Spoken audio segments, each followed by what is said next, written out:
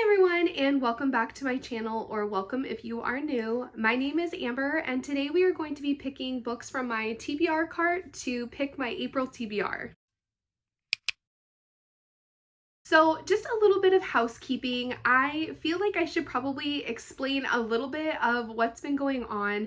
I did not end up posting a March TBR because honestly, I was so far behind on books that I had already picked from the months of January and February. It has been a rough start to the year, as I've talked about briefly before. I was in a car accident in January, and thankfully I am okay, but I do feel like it's kind of thrown me off my game, starting the year with kind of a low note.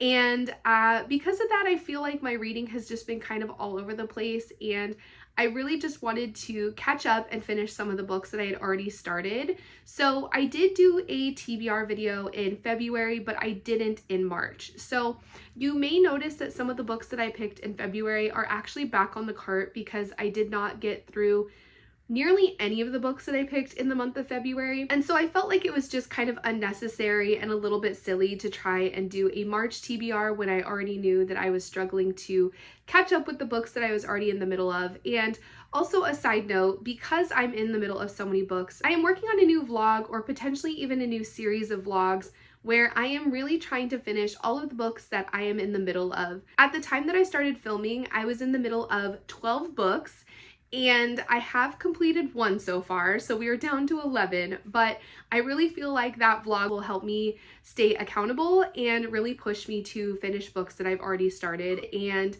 allow me to start some new ones. So for this month, in the month of April, I think I'm only going to select 4 books for my TBR because I just don't want to overwhelm myself, and I still want to give myself the chance to finish up on some of the books that I've already started in those videos.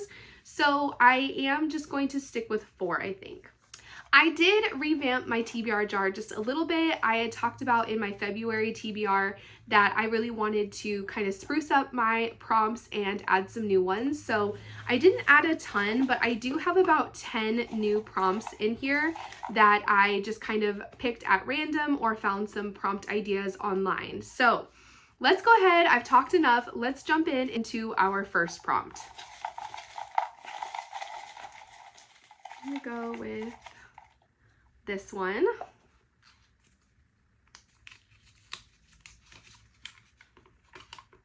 Okay, this is actually one of the new ones that I put in here, and it is continue on in a series. So this is actually perfect. This couldn't have been a better pick because I already know exactly what I'm going to pick up. And that is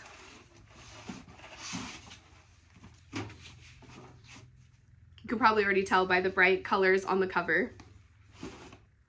That is going to be Carl's Doomsday Scenario. This is book number 2 in the Dungeon Crawler Carl series.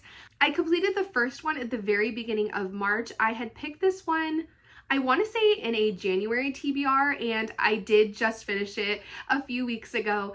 But I did immediately run to go pick up the second one. This book arrived a few days ago, so this is perfect. I absolutely love these covers with these bright neon colors, and I am just really excited to dive into the second one. I did just film my most anticipated releases video for Q2, and if you saw that video, you know that I was talking about the newest book that is coming out this year, which is the 8th book in the series. And so because of that, I'm really trying to push myself to not necessarily catch up by the time the 8th book comes out, but I want to be a lot closer so that I kind of have the momentum to keep propelling myself through this series. So continuing on in a series, we are going to be picking book number 2, Carl's Doomsday Scenario. All right, moving right along, we will pick our second prompt. I'm gonna laugh if they're all gonna end up being the new ones I put in. Let's go with this one. Again, the colors don't mean anything. I just like the colorful sticky notes. This actually is another one that I just put in, and that is yellow on the cover. So it's kind of funny because I obviously could have easily picked this one for yellow on the cover, but let's see what else we have for options. We have quite a few. I did put the Future Saints back on the cart because I did not end up getting to that one in the month of February like I hoped to. I also have fan service here, which I've talked about quite a bit in other videos. I don't know if this one has yellow. Okay, yeah, I could do Throne of Glass. The writing is in yellow. We've got Every Time I Go on Vacation, Someone Dies. Sorry, you can't see that. Every Time I Go on Vacation, Someone Dies, as well as Everybody is Beautiful, Dying for Devil's Food. And I think that one's a little more green than yellow. So, like I said, a lot of options here. There are quite a few, honestly, that sound really good right now, but I think I do know what I want to pick up. This is another kind of push for me because my most anticipated releases video really kind of lit a fire under my butt to not only continue on with series, as I mentioned with the previous pick, but also starting new books and series that I've talked about quite a bit. So because of that, I am going to select Every Time I Go on Vacation, Someone Dies. This is by Catherine Mack. This is the first book in a interconnected cozy series. I think it's categorized maybe as like mystery and thriller. I don't know if it's categorized as thriller, but these are basically books following Eleanor Dash. She is an author, and basically the premise of this book is that she wrote a book series that got really popular really fast. And the first book that she wrote actually is based on real life events when she was on vacation in Rome. She ended up getting kind of mixed up in this crime series. I think there is a series of bank robberies that happens, and she meets a man named Connor Smith on her vacation who is actually tasked at looking into these robberies. And so basically she comes back home from her whirlwind vacation and she decides she is just set on writing a book about the crazy experience that she had. A lot of it, I think, ends up being fictionalized. She changes names and dates and places. However, the one thing that she does end up keeping the same is the main character, who is Connor Smith, the real man that she met on her vacation to Rome. Now, fast forward, her book series has been doing extremely well. She has had a continuation on with the series, but now it looks like their real lives are in danger and someone is coming after them, probably based on the things that she has written. So I'm very excited for this one. As I've talked about before, this one intrigues me a lot because I've heard other people who have read it say that they break the fourth wall quite a bit in the writing, which I think is a lot of fun. And if you've spent any time on my channel before, you will know that I really love cozy mysteries. I like the kind of whodunit but lower stakes a lot of the time. So I think this is going to be a lot of fun. And as I mentioned in my most anticipated releases video, the third book is coming out this summer. So I really wanted to push myself to get started with this series. So I'm very excited. I love the cover. It's looking very spring summery as they are on vacation. So I think this is going to be a great pick. All right, so we are 2 down and we have 2 to go. So let's pick our next book. Let's go this one. This one's yellow.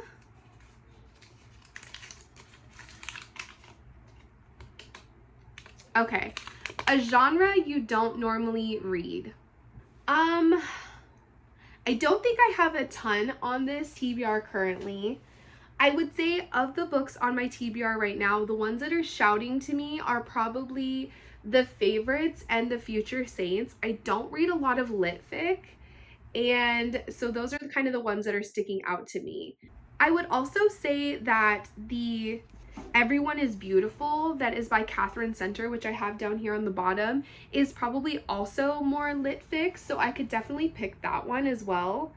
And honestly, I think that's the one that I'm going to go with. As much as I want to read The Favorites and The Future Saints, this one is kind of an easy pick for me because it is so short. I think that this one is under, okay, it's over 200 pages, but under 250. I have actually criminally never read anything from Catherine Center, and this is actually one that I haven't heard really anyone talk about, which I think is why it intrigues me even more. I know that Catherine Center is a really beloved author, and she has a lot of books out there that people absolutely love. I actually own The Bodyguard, which is another one that I really want to get to, but there's something about this book, just kind of the simplicity of the cover and the fact that it's so short, that is really intriguing me. And I really don't know much about this one at all, so I'm just gonna read really quickly a little bit of the synopsis. It says, Lainey Coates' life is spinning out of control. She's piled everything she owns into a U-Haul and driven with her husband Peter and their 3 little boys from their cozy Texas home to a multi-flight walk-up in Boston. She's left behind family and friends. Also, her husband can realize his dream of becoming a professional musician. But somewhere in the eye of her personal hurricane, it hits Lainey that she once had dreams too. If only she could remember what they were. These days, Lainey always seems to prioritize herself last, and when another mom accidentally assumes she's pregnant, it's the final straw. 15 years, 3 babies, and more pounds than she's willing to count since the day she said, I do, Lainey longs desperately to feel like her old self again. It's time to rise up, fish her moxie out of the diaper pail, and find the woman she was before motherhood consumed her entire existence. So I think that I can relate to this one a lot, and maybe that's also why it sounds interesting to me. I am also the mother of 3, and I had my oldest at 21, so I just think that there might be a lot of things in this book that I can definitely relate to. And since it's such a short read, I think it will be perfect to add to the TBR. So we are already quickly to the last prompt for the TBR, so let's go ahead and pick our last one.